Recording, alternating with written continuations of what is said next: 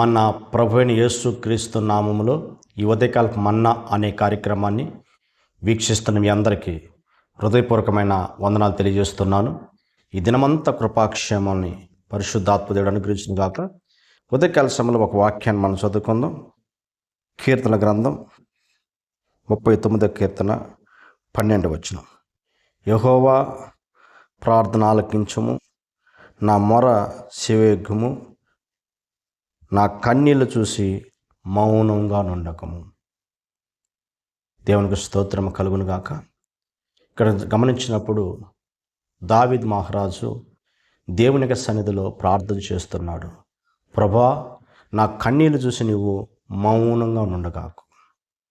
కనుక ప్రియ దేవుడి బిడ్డ, మన ప్రభుని యేసుక్రీస్తు ఎవరంటే, ఎవరైతే కన్నీరు పెడుతుంటారో, ఎవరైతే అంగలార్పుల మధ్య ఉంటారో వారి యొద్దకు వచ్చి ఆయన పలకరించి పరామర్శించి వారి కన్నీటిని నాట్యంగా మార్చే సర్వోన్నతమైన దేవుడు. కనుక మరి యొక్క ఆయన యొక్క కార్యాలు ఎరిగిన, ఆయన చేసే అద్భుత ఆశ్చర్యకాలు చూసిన ఇప్పుడు దావీదు మహారాజు అంటున్నాడు, అయ్యా నా కన్నీళ్ళు చూసి మౌనంగా ఉండొద్దు.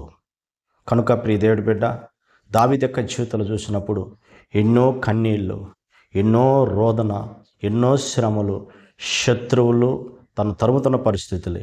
ప్రియ దేవుడి బిడ్డ, ఇంట్లో పోరాటాలు, బయట పోరాటాల మధ్య కొన్నిసార్లు దావీదు యొక్క జీవితం మనం చూసినప్పుడు తన కన్నీళ్ళ ద్వారా తన పరుపు తడిచినట్లు కూడా చూస్తున్నాం.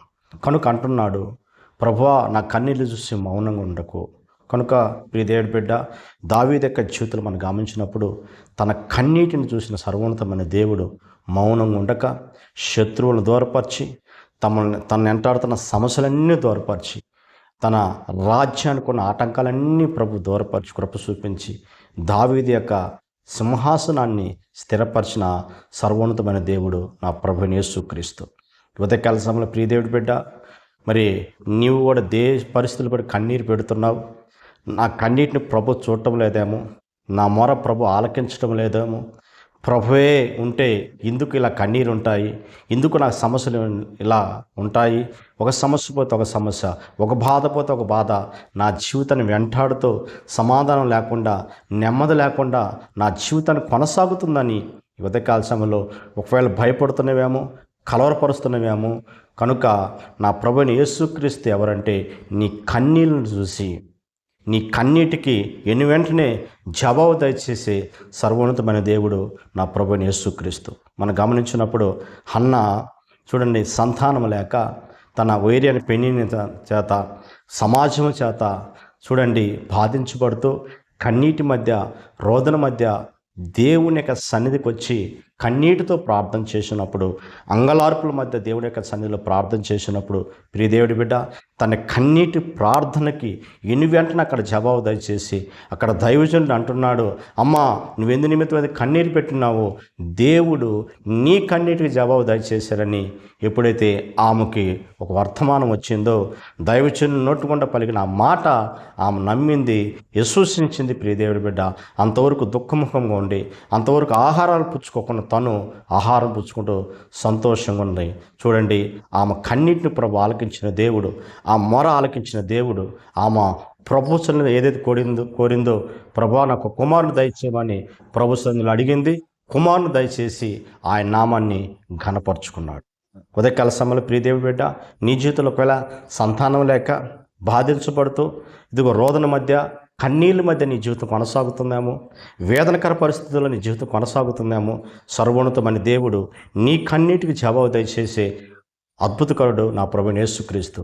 ఒకవేళ నీకు వివాహం కాక కన్నీరు పెడుతున్నవేమో, నీ వివాహ విషయంలో కూడా దేవుడు ద్వారం తెరచగలడు, దేవుడు అద్భుతం చేయగలడు, దేవుడు ఆశ్చర్యకాలు జరిగించగలడు. లేక ఉద్యోగం లేకనో, వ్యాపారాలు నష్టపోయో, దేన్ని బట్టి నువ్వు కన్నీరు పెడుతున్నావో ప్రభు అంటున్నాడు, నీ కన్నీటిని చూస్తున్నాడు ఆయన. దావీదు అంటున్నా, అయ్యా నా కన్నీటిని మర్చిపోవద్దయ్యా, ఒకసారి ఆలకించమన్నట్లుగా ఉదయకాల సమయంలో నీ కన్నీరు చూస్తున్నావు. దేన్ని బట్టి నువ్వు కన్నీరు పెడుతున్నా, దేన్ని బట్టి బాధించబడుతున్నా, ఆ రోజు హన్నా యొక్క కన్నీటిని చూసి ప్రభు ఆమె యొక్క ముయ్యబడ ద్వారం తెరిచి అద్భుతం జరిగించిన దేవుడు నీ జీవితంలో కూడా ఆశ్చర్యంగా జరిగించుటకు నా దేవుడు శక్తివంతమైన దేవుడు. చూడండి, ఇస్కే రాజు కూడా చూడండి మరణకర రోగముతో కన్నీటితో ప్రార్థన చేసినప్పుడు తన కన్నీటి ప్రార్థన ప్రభు ఆలకించి, ప్రియ దేవుడి బిడ్డ తన జీవితంలో స్వస్థత దయచేయటమే కాకుండా 15 సంవత్సరాలు ఆయుష్ కలుగజేసి కృప చూపించిన సర్వోన్నతమైన దేవుడు నా ప్రభువు యేసుక్రీస్తు. కనుక మనం పెడుతున్న ప్రతి కన్నీటిని ఆయన మర్చిపోయే దేవుడు కాదు, కానీ ఆయన మన ప్రతి కన్నీటిని ఆయన బుడ్డిలో దాచుకొని వాటికి జవాబు దయచేసి సర్వోన్నతమైన దేవుడు నా ప్రభువు యేసుక్రీస్తు. మరి ఉదయకాల సమయంలో దేన్ని బట్టి నువ్వు రోధిస్తున్నావు, దేన్ని బట్టి కన్నీరు పెడుతున్నావు? ఇక్కడ దావీదు భక్తుడు, అయ్యా నా కన్నీళ్ళు చూసి నువ్వు మౌనంగా ఉండకము. కనుక ప్రియ దేవుడి బిడ్డ ఆయన మౌనంగా ఉండేవాడు కాదు, కానీ నీ కన్నీటికి వెంటనే జవాబు దయచేసే దేవుడు. నీ కన్నీటిని జవాబు దయచేసి నీ ప్రతి కన్నీటి భాషను తుడుచుకు దేవుడు శక్తివంతమైన దేవుడు. కనుక ప్రియ దేవుడి బిడ్డ ఒకవేళ మర్చిపోయాడు అనుకుంటున్నాము, ప్రభు మర్చిపోలేదు. నేను ఎంటర్ ఎటువంటి సమస్య కాదు, కోర్టు సమస్యల చేత పీడించబడుతున్నామో వాటిని విడిపించబోతున్నాడు. అనారోగ్యం చేత, కోర్టు సమస్యల చేత ప్రియ దేవుడి బిడ్డ ఇంకా రకరకాల సమస్యలు, జీవితం, నిరుద్యోగ సమస్య, ఎటువంటి సమస్య చేత పీడించబడుతున్నా ఉదయకాల నమ్ము, ఇదిగో నా ప్రభు నీ కన్నిటిని మరవక ఆయన జవాబు దయచేయనుగాక. ప్రార్థన చేసుకుందాం. సర్వాధికారి ఆశ్చర్యకాడ స్తోత్రాలయ, మా కన్నీటిని చూసి నువ్వు మౌనంగా ఉండే దేవుడు కదా ప్రభు, నీకు స్తోత్రమయ్యా. మా కన్నీటికి జవాబు దయచేస్తానని ఉదయకాల సమయంలో మీరు మాట్లాడేందుకు స్తోత్రమయ్యా. ఎవరు ఏ కన్నీటి మధ్య ఉన్నారు ప్రభు, వారిని వెంటాడుతున్న అనారోగ్యం బట్టు, ఆర్థిక సమస్యలు బట్టు, సంతానం లేక, వివాహాలు కాక నా తండ్రికి స్తోత్రాలయ్యా.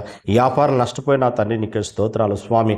కుటుంబంలో సమాధానం లేకుండా నెమ్మది లేని జీవితాలు జీవిస్తూ నా తండ్రికి స్తోత్రాలయ్యా. ఏ పరిస్థితుల్లో ప్రభు నీకు స్తోత్రాలయ్యా. ఇదిగో కన్నీరు పెడుతున్నారు ప్రభు, నీవు మౌనంగా ఉండక నా తండ్రికి స్తోత్రమయ్యా. వారికి ఉదయకాలసాలు మీరు జవాబు దయచేసి వారి సమాధానం నెమ్మది దయచేసిన స్తోత్రాలయ్యా. నీ నామాన్ని ఘనపరచుకోమని యేసు నామములో అడుగుతున్న పరమ తండ్రి, ఆమేన్. Praise the lord. ప్రభు మిమ్మల్ని అందరిని దీవించి ఆశీర్వదించును గాక.